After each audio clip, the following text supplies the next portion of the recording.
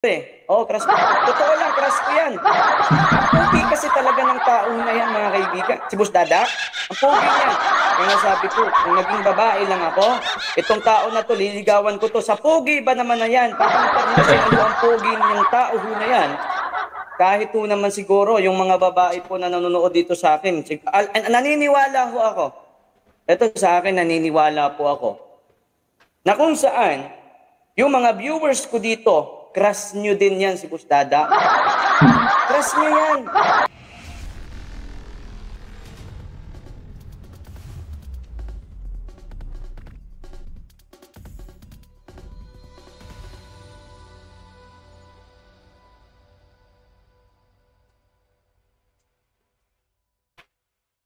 Alright, magandang umaga mga padle at sa mga tumatangkilik sa mga bisdakeros at banateros.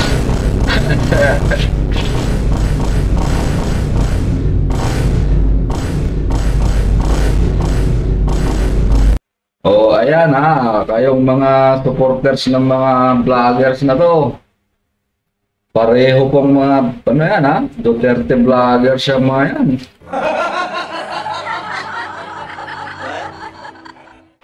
Sila nagbabanatan. Okay. Mga tinatangkilik nyong mga tinatangkilik nyong mga content creators, mga padle, nag-away-away na. Alam nyo ba kung anong pinag-ugatan nitong na to? Napakasimpleng bagay lang mga brothers.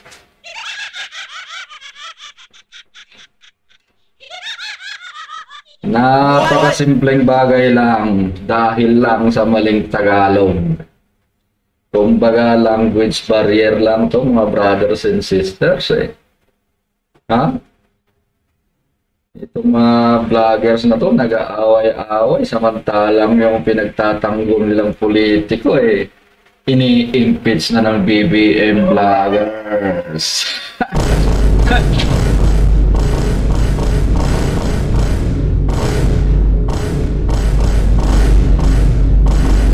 Haba naman ng effects na to. I-delete kita mamaya. Ito. Ano nga bang pinag-ugatan nitong na to? Gusot ng mga vloggers na to. Nasaan na ba yung image ko? Image, where are you? Ito mga brothers tignan nyo. Yan nagsimula ang gusot. Papaliwanag ko sa inyo Ito yung binanatan ni Banat Bay. Binanatan ni Banat Bay. Na post ni Bisdak Pilipinas. Kayong tanungin ko mga padle, ano ang mali dyan sa post ni Bisdak Pilipinas? So i-comment nyo nga sa natin, comment section natin mga vlogs. Mali ba dyan? Unahan nyo na KOJC, susunod kami. Nasabi ni Banat Bay dyan? Tinawag niyang ubog at angat si Bisdak Pilipinas. Yan nagsimula yan. Bakit mo tatawaging ubog at angat ang isang tao kung nag-post ng ganito? Analyze natin itong mga padle. Maling-mali sa paningin ni Banat Bay ito no? Samantalang ako gets ko kaagad dito Pag ang ibig sabihin dito ng post na to, unahan na KOJC, susunod kami. Kasi kung iisipin mo, Duterte vlogger itong nag-post na to So itong post niya na to para sa KOJC, kumbaga tawag dito, kumbaga pabor sa KOJC. Kaya kung ikaw, kung nanonood ka, kung pinapanood mo itong mga vloggers na to, at nabasa mo itong post niyang to, ibig lang sabihin na para sa KOJC itong post na to. Kumbaga, pabor sa KOJC, di ba? What are you doing? Maganda pa tong effects na to kaysa dun sa bomba na napakahaba Oh. Yan ang post na yan. Kumbaga kung ano ang planong gawin ng KOJC, susuportahan niya. Gawin nyo ng KOJC. Kumbaga nasa likod nyo lang kami. Ito naman si Banat Bay, palibasa, purong Tagalog pinasama yata yung pinasama yata yung post. Hindi niya yata naisip na Bisaya yung tao at medyo may problema sa pagtatagalog. Karamihan sa mga Bisaya, hindi naman talaga purong magtagalog yan. Kasi sa Visayas nagsipaglaki yung mga yan, hindi naman mga laking Maynila Ito kasi si Banat Bay, purong Tagalog. Hindi niya naintindihan to Dahil lang dito tinawag niyang obo at angats yung tao. Diyan nagsimula yan siyempre mag-iinit ang ulo ng mga tao. Tawagin mo pa namang obo at angats yung tao. Mag-alboroto yan, brother. Sino ka ba naman para tawagin mong obo? Pare-pareho lang kayong mga taong bayan, wala naman kayong mga pinagmamalaki kundi yung mga bunganga nyo Ano ba posisyon nyo sa gobyerno para, ano ba posisyon nyo? Pinagkatiwalaan ba kayo ng Diyos?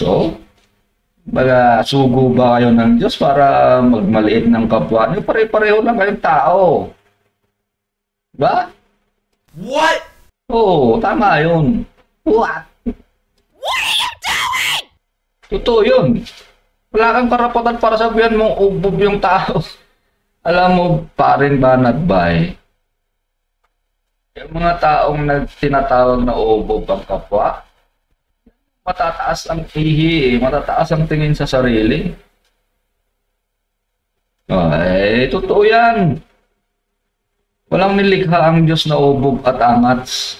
Lahat tayo pantay-pantay. Nag-exist lang yung ubob at angat sa salita na yan dahil may mga tao talaga na nasobrahan ng bilib sa sarili. Sila ang nag-imbento niyan. Sa kanila galing ang salitang yan.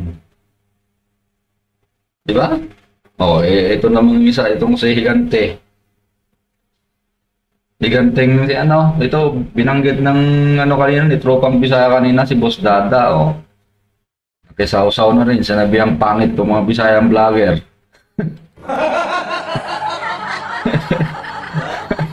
Diba? Hindi ko alam, pero ito sabi ng mga Bisayang vlogger na to Diba? Yung mga tropa nating Bisayang vlogger. Sinabihan daw silang pangit ni Boss Dada palibasa pagkapogi-pogi rin Ayan sinabihan siya ngayon, pogi, kras kita, sabi ni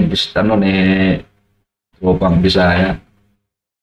Alam niyo mga tropang mga Tagalog mga Tagalog vloggers, at mga taga Maynila. Intindihin niyo sana itong pagtatagalog ng mga kapwa ng Bisaya vlogger at mga DDS vloggers. Ako ang Ilocano walang problema sa pagtatagalog ng mga yan. Kasi naiintindihan mo naman talaga kung malawak ang pangunawa mo, maiintindihan mo kaagad yan Di ba? Sa inyong sa inyong dalawang grupo kayo, wala naman akong wala naman akong pinapanigan Kasi wala rin naman akong pakialam kung DDS vloggers kayo, ano pa kayo kasi hindi naman ako DDS vlogger Hindi rin ako BBM vlogger. Filipino vlogger ako wala naman akong pakialam sa mga politikong sinusuportahan nyo kung nasaan ang tama, dito na ako. Para sa akin, tama lang na batikusin kayo kasi nagsasabihan kayong pangit, nagsasabihan kayong ubog, nagsasabihan kayong angats. Ano na lang sasabihin ng mga supporters nyo yan? Di ba? Nag-aaway-aaway kayo samantalang yung pinoprotektahan yung politiko, ini-impeach na ini-impeach na ng BBM vloggers. Kaya sinong lumabas nakatawa-tawa ngayon sa paningin ng mga BBM vloggers kayo rin. Sorry na lang. Away-away kayo dahil lang sa pakasimpleng bagay niyang pinag-awayan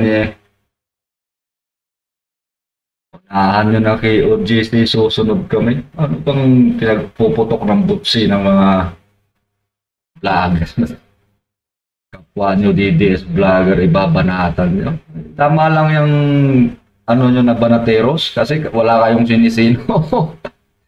kahit kahit mali na kayo babanatan nyo pa rin. Ano bang mali dyan? My goodness.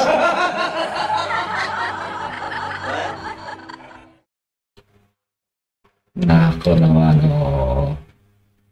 Pasensyahan na lang, saw-sawero ako Ganun talaga.